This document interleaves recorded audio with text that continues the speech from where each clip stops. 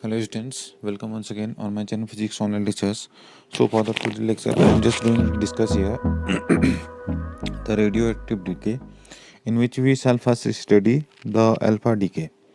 So apart from this, I want to just remind you that you have seen the stability curve. What is the stability curve? As you can see in the diagram as well. So it is this is the diagram between number of the neutrons and what is the jet number of the protons. So what you just see for the lower atomic numbers, you can just see the curve is almost the straight line, but as we approach to the higher atomic numbers, what way it departs from the straight line behavior.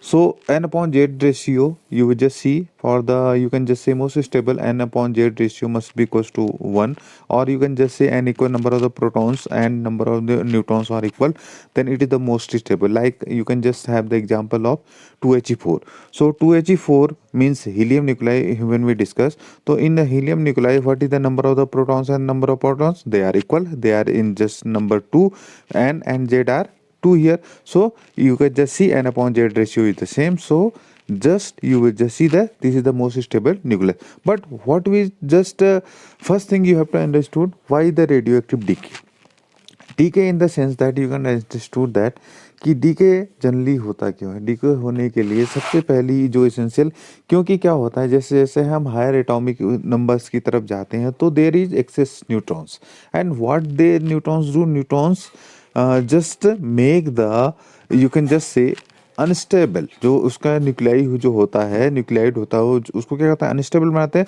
So they to gain stability the nuclei undergoes decay. Nuclear किस में होता है? DK में मतलब उसके अंदर decay होता है. It may be alpha, beta, gamma, it depends. But the most important criteria for the decay is that the nuclei wants to gain stability, and to gain stability there is this such type of the decay, alpha, beta and gamma decay occurs. So for this we are, thus you can just see n upon z ratio. This is the, as you can just see, this is just as the line approaches to just to the maximum, then the deviation in the straight line behavior you can easily seen in this diagram. Now you just, for example, alpha decay. So what is when there is alpha decay, meaning to say that whenever there is alpha emission, तो उस case में क्या होगा, alpha emission, alpha particle will be emitted. In this case, suppose if we have a nuclei, so nuclei is represented by ZXA. What is Z? Protons. A is what? Atomic weight. So X is the particular chemical element or nuclei. So in this case, what should be there? It will be represented. Suppose X is the, you can just say this is the incoming one, and what is the product is suppose going to be Y. So this is Z minus 2 Y, this is A minus 4 plus 2He4. So alpha decay is going to be in this case. Now for the second one, as you can just see, where is the negative beta decay? Negative beta decay के generally देखिए क्या होता है, this is neutron is converted into the proton with the emission of E negative. So what in this case, suppose ZXA, so what will happen, this will be Z plus 1 Y of A plus E negative. This is the negative beta decay.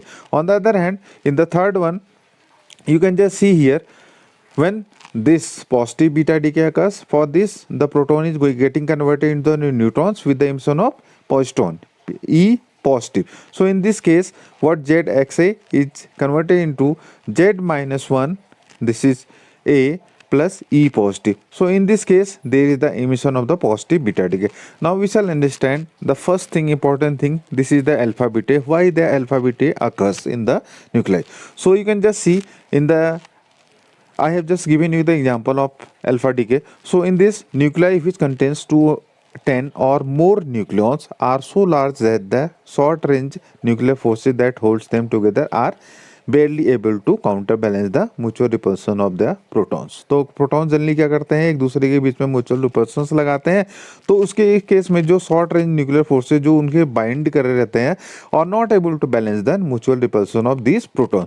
तो in this case alpha decay occur in such nuclei as a means of increasing their stability, as I have earlier shown you, by reducing their size. Means क्या होगा, alpha decay उस case में होगा कि stability gain करने के लिए होता है, और वो क्या होगा, it can be only possible when they just reduce the size. तो उस केस में energy released when various particles are also emitted by heavy nucleus. तो उस केस में क्या होता है, एनर्जी रिलीज होती है जब क्या होता है, emitted by the heavy nucleus. So let us discuss this example. Zxa, this is Z minus 2 y times of A minus 4 plus 2He4 alpha particle. Now what is the disintegration energy? So disintegration energy, this is given by Q, and what is the value of this one? Is it Mi, means initial product, minus this Mf, this is mass of the final product, minus Mx, this is the particle, into this C square. So Mi is the mass of the initial nuclei, Mf is this is the final nuclei, and what is a small mx? This is the particle mass, and this energy is in the form of kinetic energy of alpha particle. Means Q energy जो यहाँ पर represent कर रहे हैं, ये क्या है? This is the kinetic energy of the, you can just say, alpha particle. So the kinetic energy of alpha particle never quite equals to Q, because in this case since momentum must be conserve होना चाहिए momentum, तो उस case में जो nucleus recoils with the small element amount of the kinetic energy when the alpha particle energies. ठीक है, alpha particle जब उसमें एनर्जाइज होता है तो उस केस में क्या होता है कि जो एक्चुअल में जो हमारे पास अल्फा पार्टिकल या जो काइनेटिक एनर्जी होती है अल्फा पार्टिकल की, this is given bye A minus 4 upon A times of this Q. A is greater than equals to 210. So this is the disintegration energy, and what is the, this is the form of the kinetic energy of the alpha particle, and this is represented by this formula. It is very important formula when we have the discussion about the, you can just say, alpha particle. Now let us discuss the theory of the alpha decay. Alpha decay की अगर हम theory को देखें, just you just seeing a diagram here, which is the diagram, this is R and this is the energy. तो energy और R क्या है भाई, इंटरन्यूक्लियर डिस्टेंस है, और जो particle means meaning to say that जो न्यूक्लियर न्यूक्लॉन्स के बीच में लग रहा है. तो उस केस में आप देखिए जनरली का, अगर हम थ्योरी ऑफ अल्फा पार्टिकल की अगर हम डिस्कस करें तो उस केस में क्या है, generally you will just see here now height of the potential barrier is 25 mega electron volt, which is equals to the work that must be done against the repulsive electric force to bring an alpha particle from infinity to a position adjacent to the nuclear but just outside the range of the attractive force. तो इसमें क्या है कि generally जो height of the potential barrier है वो कितना है, just you can just see here, this is 25 mega electron. वो क्या है, ये किसके बराबर है, वर्क में, जो कहाँ पर हो, ये वर्क होना चाहिए किसके लिए, that must be done against repulsive force between, जो रिपल्सन लग रहा है इलेक्ट्रिक फोर्स के टर्म्स में, to bring an alpha particle, कहाँ से, इन्फिनिटी एक पोजिशन जो न्यूक्लियर के जस्ट बगल में है, but just outside the range of the attractive force. तो वहां तक के लिए जो ये वर्क डन है. Now we may therefore regard an alpha particle in such a nucleus as being inside a box. हम इस तरह से मान सकते हैं कि अल्फा पार्टिकल क्या है, कन्फाइंड है किसके है, बॉक्स के अंदर है, और whose box means you can just say requires an energy of 25 mega electron volt. तो उसके लिए हमने जल्दी यहाँ पर आपको अगर हम मैं दिखाऊं तो यह डायग्राम इस तरह से हमने बना रखा है. तो आप इस तरह से समझ सकते हैं कि हमने क्या मान रखा है, अल्फा पार्टिकल को किसके अंदर है, बॉक्स के अंदर है, और जिसको उससे बॉक्स से जो एनर्जी है वो कितनी एनर्जी चाहिए, 25 mega electron to be surrounded. However decay alpha particle have energy that ranges from 4 to 9 mega electron. जो लेकिन जो आप अल्फा पार्टिकल का डीके होता है तो उस केस में क्या होता है, जो एनर्जी होती है वो कितनी होती है, 4 से 9 मेगा इलेक्ट्रॉन वोल्ट होती है. वो डिपेंड करती है कि इस पर पर्टिकुलर न्यूक्लियाई के लिए अलग अलग होती है. Although alpha particle is classically not possible. Alpha decay जो है वो क्लासिकली पॉसिबल नहीं है, but the quantum mechanics provide an straightforward explanation in the form of, you can just say, tunneling effect, जो हमें अल्फा पार्टिकल में मिलता है. The basic notion of this theory are given as, जो थोड़ा हमने we have the prior information with the help of the quantum mechanics कि जो डीके होता है, अल्फा डीके होता है, वो हम इस तरह से समझ सकते हैं. Now first thing, an alpha particle may exist as an entity within a heavy nucleus. तो पहली चीज क्या है कि अल्फा पार्टिकल एग्जिस्ट करता है एंटिटी के फॉर्म में, किसके अंदर, एक हैवी न्यूक्लियस के में जब एग्जिस्ट करता है तो एक as an entity it is existing. Such a alpha particle is in constant motion, तो उसके केस में क्या है, एक पार्टिकल जो सच ए पार्टिकल वो क्या कांस्टेंट मोशन में है and it is held in the nucleus by the potential barrier, और न्यूक्लियस के अंदर किसके द्वारा है, पोटेंशियल बैरियर के द्वारा वो उसके अंदर है। Third thing you just note down, there is a small but definite likelihood that the particle may tunnel through the barrier despite its height, means small but definite likelihood है कि particle may tunnel from that potential barrier of despite its height each time a collision with it occurs, तो हमेशा क्या होगा, collision होगा, उससे occur करेगा। Now in this case we have the decay probability per unit time which is called the lambda and it is also known to be the decay constant, आपने पढ़ा होगा। Lambda is what, this is nu times of t here. I will just show you what are the terms we have introduce here.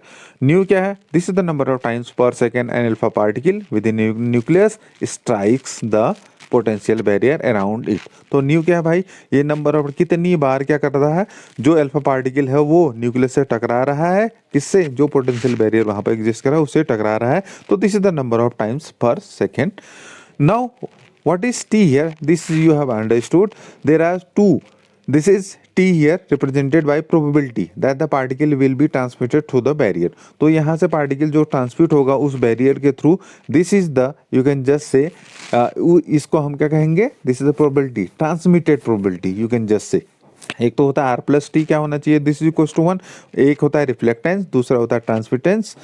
When we have the discussion about the particle in a box, तो उस case में r plus T क्या होता है, 1 होना चाहिए, तो उस केस में क्या है, जो यहाँ पर t है, this is the transmitted part. Now in this case you will have in the when we have discussion about alpha decay, तो इस केस में क्या होता है, energy is less than this u here. Now in this case जो आपके पास probability है, जो ट्रांसमिटेड प्रोबेबिलिटी है, this is represented by equation 1। What is the value of this transmitted probability, this is given bye t is equals to e to the power minus 2 k2l। What is k2, in the case of when we have the energy is less than u, तो उस case में जो energy है उसके लिए जो k2 है, k2 is wave number inside the barrier, तो it is represented by √2m times of this u minus e upon h cross, तो इस तरह से k2 क्या है, wave number exist. Now from equation 1 what if we just take on the log on the both side, natural log लेने पर, तो ln t is equals to minus of 2k2, क्योंकि एक्सपोनेंशियल में इक्वेशन 1, तो it comes out to be minus 2k2 times of l। तो अगर हम इसको इंटीग्रेट कर दें, ln t is equals to minus 2 times of this r naught, what is the this, क्योंकि मैक्सिमम कहाँ डिस्टेंस ट्रेवल कर सकता है, मतलब मैक्सिमम किसके अंदर है, उस r से r नॉट से r तक ही जा सकता है, k2r times of this dr। What is r naught, this is radius of the nucleus. What is r, distance of the centre at which u is equals to e। तो अगर हम इसको solve करें, जो एनर्जी आ रही है, u r is equals to 2 times of z square upon 4 pi epsilon naught r।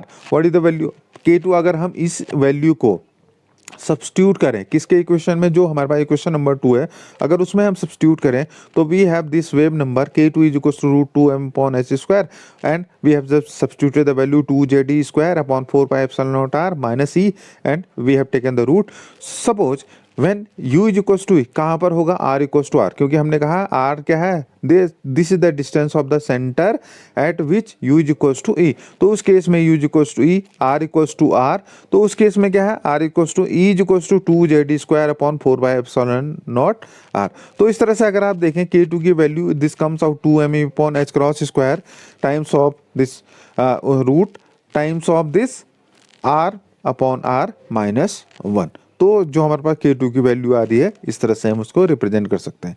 अब इसको सॉल्व करें, from equation 3 and 4 we have taken log 10t, this is equals to 1.29 root of z r not minus 1.72 z e to the power minus half.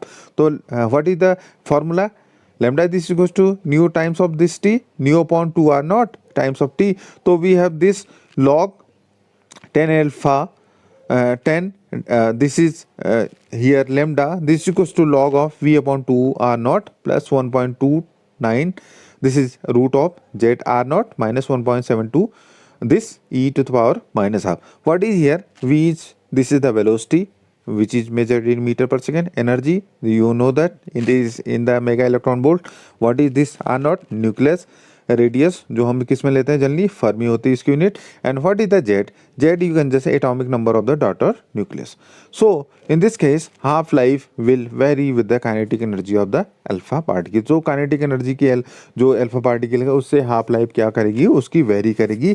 किसके लिए, kinetic energy of the alpha particle. So student this is the entire discussion about the alpha decay. Alpha DK होता क्यों है और किस किस nuclei में होता है और what are the essential criterion. तो alpha decay this is the tunnelling effect in which there is a higher potential barrier, जिसके लिए हमें क्वांटम मैकेनिक्स की हेल्प से हम उसको समझ सकते हैं. तो this is the student entire discussion about the, you can just have the information.